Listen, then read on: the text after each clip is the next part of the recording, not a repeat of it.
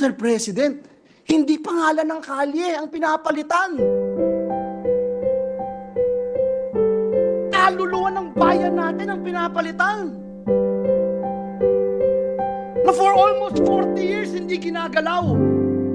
Na for almost 40 years hindi basta-basta pinakikialaman. Bakit? Kaluluwa ng bayan ko. Now you see with your own eyes on television.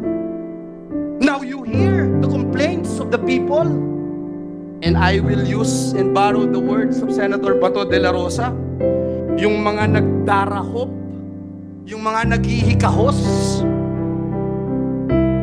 mga nangangailangan ng tulong, nangangailangan ng ayuda ng gobyerno, umaasa sa tulong ng gobyerno, pagsasamantalahan natin para lamang ma-extend ang termino natin, para lamang abolish ang Senado. Mr. President, kung gusto ng taong bayang tapos kumalat sa social media ang throwback photo ng dating district engineer ng Bulacan na si Henry Alcantara kasama ang utol ni Senator Tess Daman Joel Villanueva.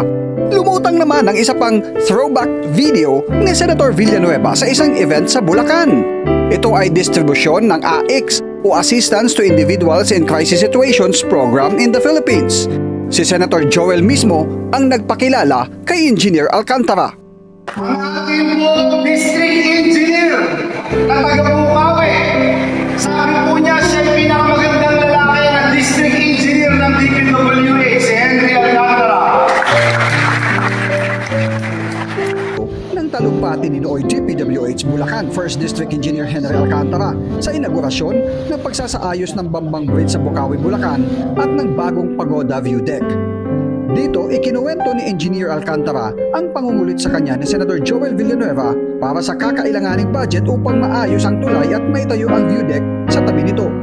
Pag po nakausap ang Vincent, magkano po kulang natin dyan? Kasi talaga po kinukulit siya.